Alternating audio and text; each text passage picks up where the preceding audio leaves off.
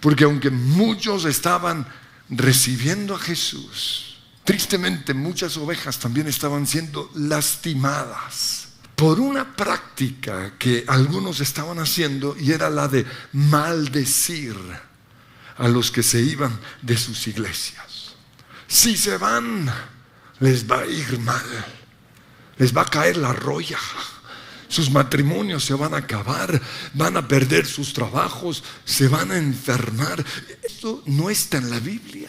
Nuestras palabras tienen poder. Por eso estas maldiciones afectaron a muchas personas. También hubo otra práctica en ese entonces de hacer un pacto con nuestros líderes, con nuestras iglesias, un pacto de lealtad para toda la vida.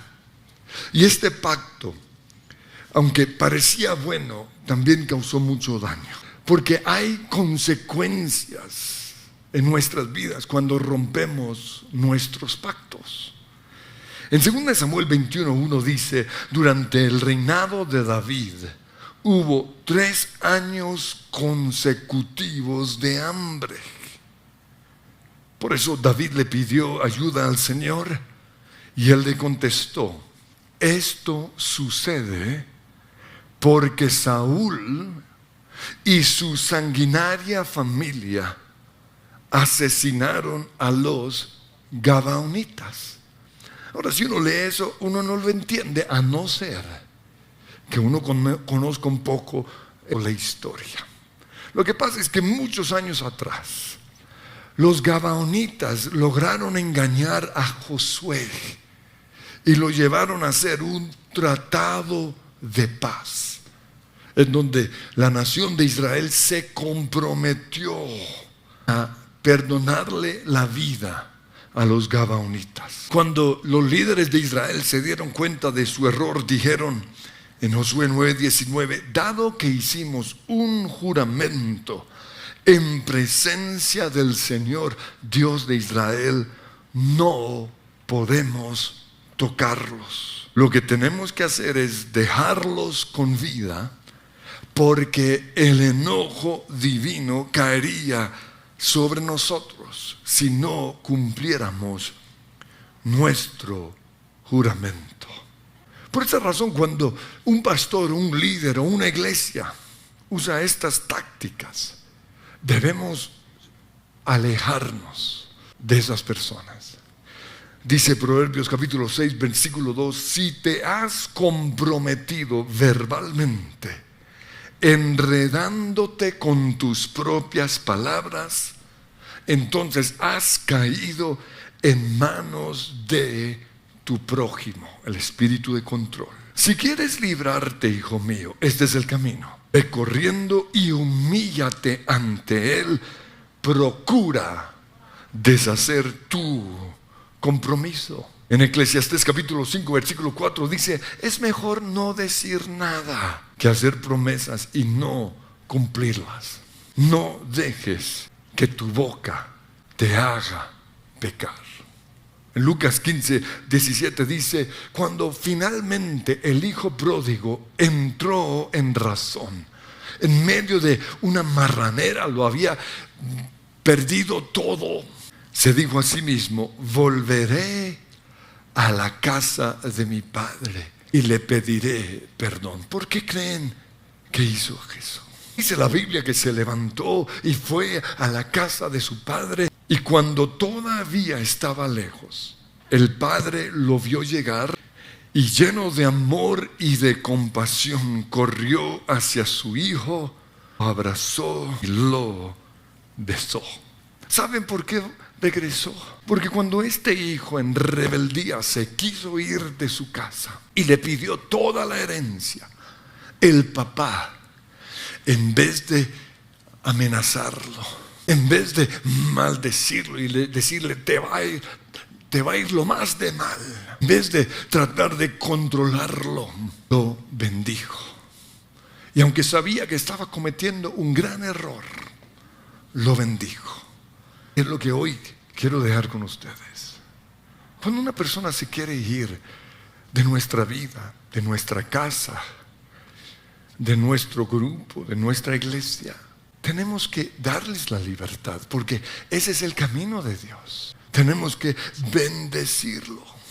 Si Él lo hubiera maldecido, nunca hubiera vuelto a casa. Si quieres que tus discípulos regresen o vuelvan a ti, o que tu esposo o tu esposa vuelva a ti, no lo maldigas. Aún en el secreto, bendícelo. Porque el camino de Dios para que la gente sea leal con nosotros no es el espíritu de control ni la manipulación, sino la libertad. El verdadero amor jamás obliga. El control no es amor. El verdadero amor da libertad para que la gente se vaya y confía en esa persona. Así como el papá del hijo pródigo confió tanto que se la pasaba mirando por la ventana. Y por eso cuando el hijo regresó, el papá salió a recibirlo, porque él sabía que un día regresaría. Pero ¿qué hubiera pasado si en vez de bendecirlo lo hubiera maldecido? Si en su casa hubiera hablado mal, es que ese hijo rebelde, ¿qué hubiera pasado? Por eso, si alguien se quiere ir de nuestra iglesia, que se vaya con nuestra bendición. Que Dios te guarde y bendiga. Que extienda su amor y te muestre favor. Que Dios te mire con agrado y te dé paz. Porque eso es lo que dice la palabra. Juan capítulo 12, versículo 24. Jesús dijo: ciertamente les aseguro que si el grano de trigo no cae en tierra y muere, se queda solo. Pero si muere, produce mucho fruto. Las decisiones de otras personas no sean la voluntad de Dios y no nos convengan a nosotros. Aún así, tenemos que bendecirlos y dejar que se vayan. Pero esto me lleva a otra pregunta: ¿por qué las personas se van de sus iglesias? Es algo que hasta el día de hoy no entiendo. Encuentro varias razones. La primera, algunos se van porque quieren probar el mundo.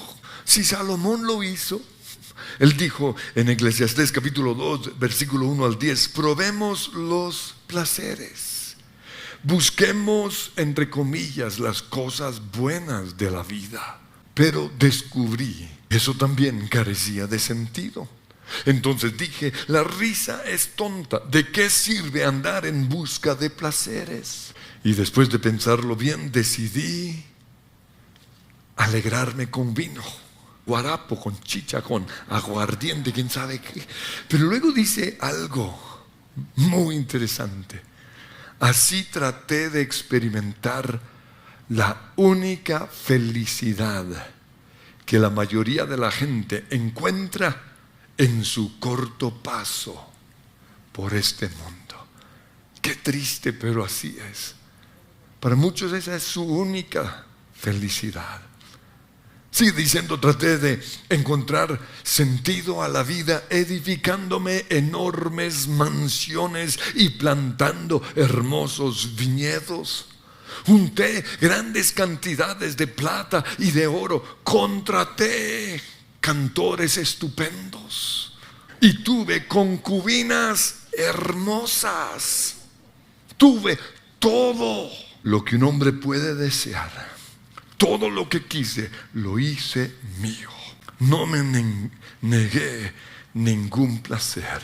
Y al final de su discurso en Eclesiastés capítulo 12, él dice lo siguiente: mi conclusión final es la siguiente: teme a Dios y obedece a sus mandatos, porque ese es el deber.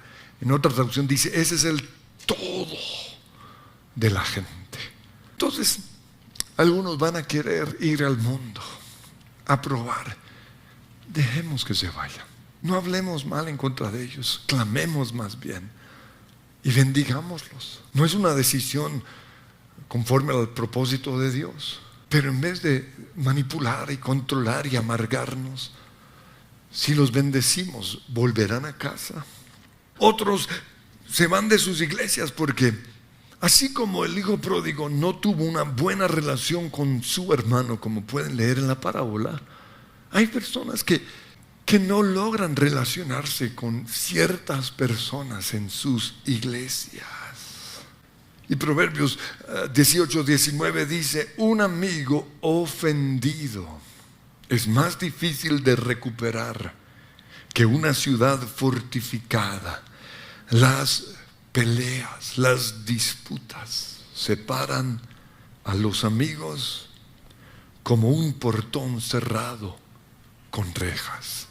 Y tristemente, a veces nosotros nos comportamos como el hermano del hijo pródigo. La Biblia dice que cuando el papá estaba en casa celebrando, había fiesta, comida, porque el hijo pródigo había vuelto a casa. En ese momento llegó su hermano, el hijo mayor, y oyó la música de baile. Y llamó a uno de los siervos y le preguntó qué pasaba. Y el siervo le dijo: ha llegado tu hermano y tu papá ha matado el ternero más gordo, porque su hijo perdido ha vuelto a casa. Y luego encuentra una palabra muy triste: indignado. Que no nos pase eso cuando los hijos pródigos vuelvan.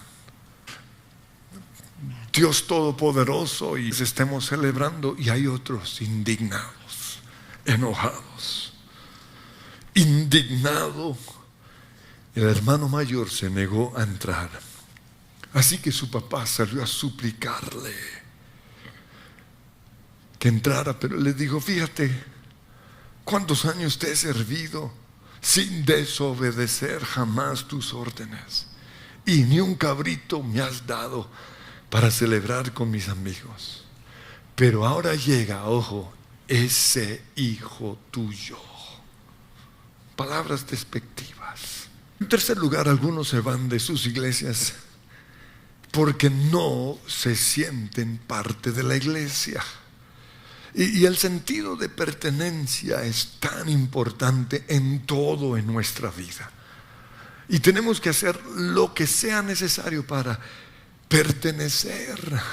Eso ya es un asunto de cada persona. La otra razón por la cual muchos se van es: estuve enfermo y no me visitaste. Hay momentos determinantes en la vida de las personas. Cuando se separan es un momento determinante. Cuando llegan los hijos, cuando se casan, cuando están enfermos, cuando se muere un familiar. Y en esos momentos ellos necesitan que alguien esté a su lado. Pero nuestra iglesia es enorme. Pero precisamente por eso le hemos delegado esa responsabilidad a los líderes, los pastores u otros pastores. Y yo tengo la esperanza de que tengan el corazón de un pastor. Pero aún así, siempre nos va a faltar una persona. Y tristemente no todos están dispuestos a perdonarnos. Y por eso se van. Otros se van porque no los usamos. Y a veces no los usamos por negligencia nuestra. No. A nosotros se nos perdieron las hojas de vida de algunas personas. Otras veces no los usamos porque no tienen el don en donde ellos quieren estar, porque muchos quieren estar en ciertos lugares, pero no necesariamente tienen el don para ese lugar, o porque no han querido hacer el proceso de formación. A veces simplemente porque no tenemos el visto bueno de parte de Dios. Y es algo que no entiendo. Tienen todo, pero Dios no nos ha dejado verlos quizás. Y hay que entender eso, que hay un Dios en los cielos. Y la Biblia dice que los ojos del Señor recorren la tierra y buscan personas leales. Y quizás Dios no ve total lealtad. Pues no sé. Pero es otra razón por la cual algunos se van. Otros se van de sus iglesias porque no están de acuerdo con lo que se hace en ese lugar, o con lo que se enseña, o con lo que se cree. Detrás de eso está la rebeldía. Cuando uno no es rebelde, uno ignora ciertas cosas del liderazgo de la iglesia. Uno lo pasa por alto. Pero cuando uno es rebelde, le encuentra la peca, el error. Otros se van de las iglesias porque son bichos de otro clima. Hay que entender eso. Por eso hay cristianos que se van a otras iglesias y son más productivas allá. Y eso es bueno. Pero hay otros que se van a iniciar lo suyo, entre comillas. Ellos sienten que Dios los ha llamado a ser pastores. Y nosotros como pastores, como iglesia, como amigos, sentimos dolor. ¿Por qué? Porque también tenemos corazón. No sé si ustedes sabían eso. Porque algunos creen que a nosotros no nos duele nada. Oh, sí, tenemos corazón.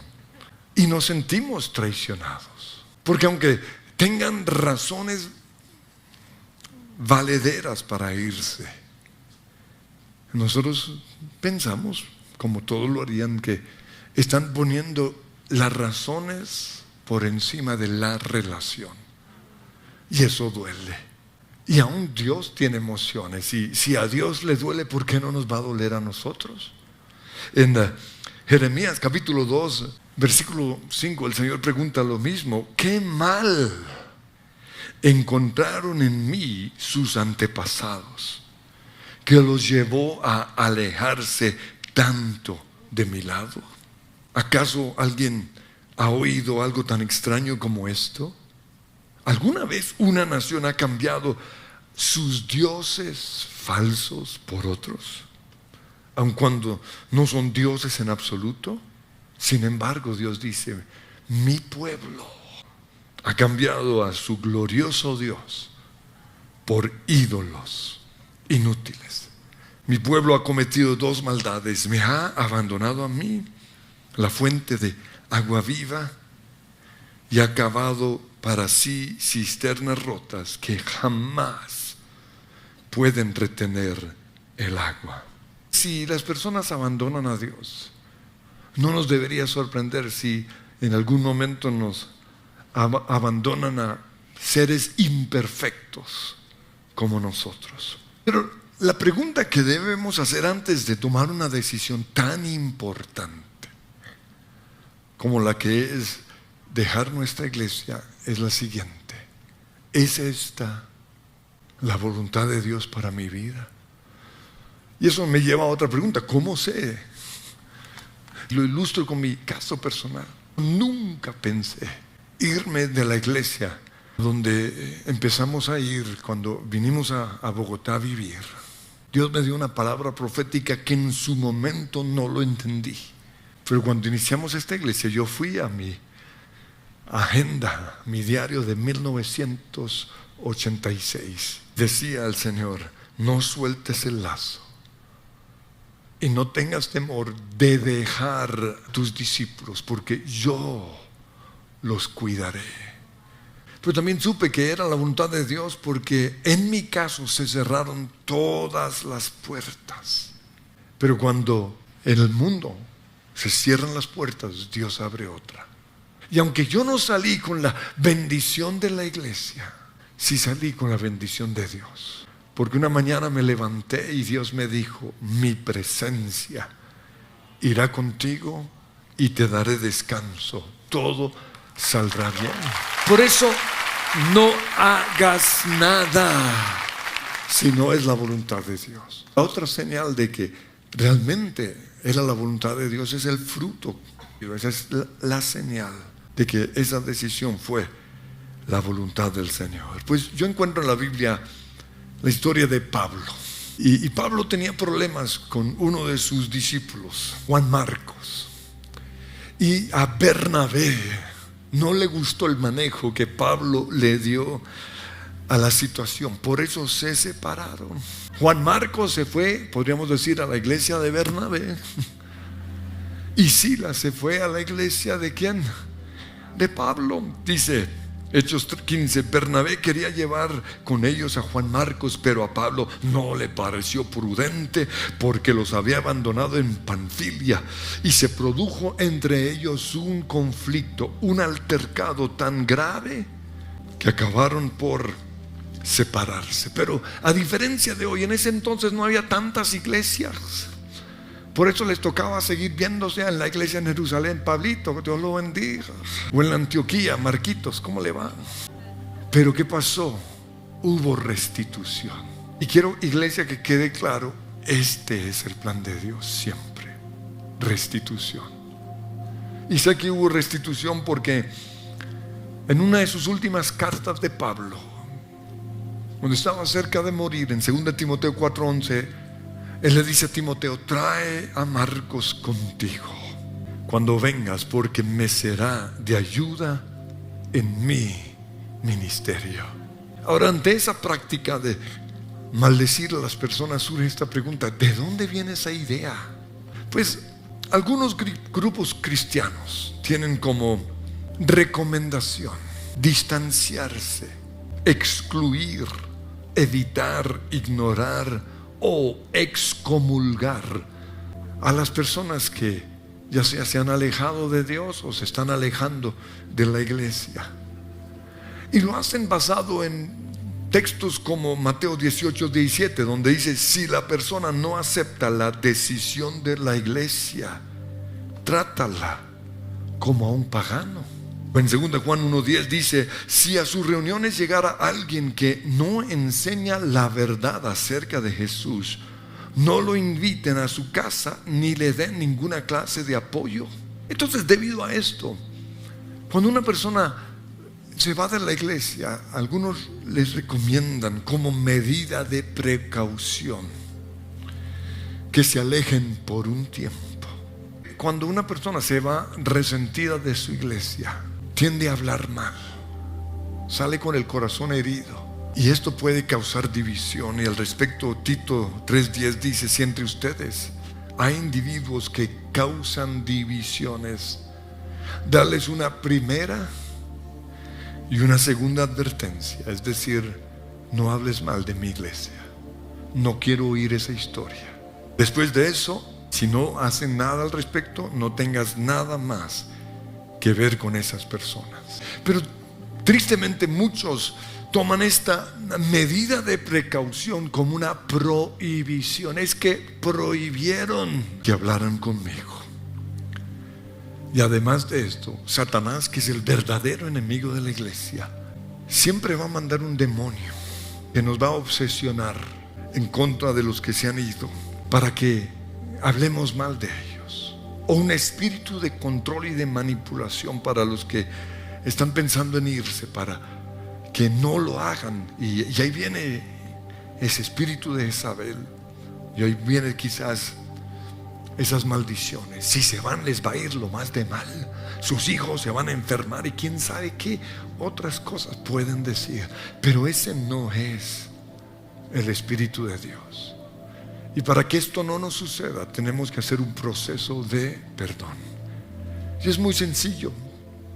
En primer lugar, perdonarlos, y ya sabemos cómo. Pero en segundo lugar, tenemos que pedir que Dios sane nuestro corazón, porque el dolor de la traición queda ahí marcado. Y es que cuando una persona se va de la iglesia, nos está diciendo que no nos necesita, que no nos quiere, que le va mejor sin nosotros, y eso duele. Pero el Señor sana las heridas. Pero lo siguiente es entregar a esa persona a Dios y soltarlas. Y soltamos a una persona y bendígala. Y así es como hay que hacerlo. Dios te bendiga y te guarde. ¿Cómo olvidar el día en que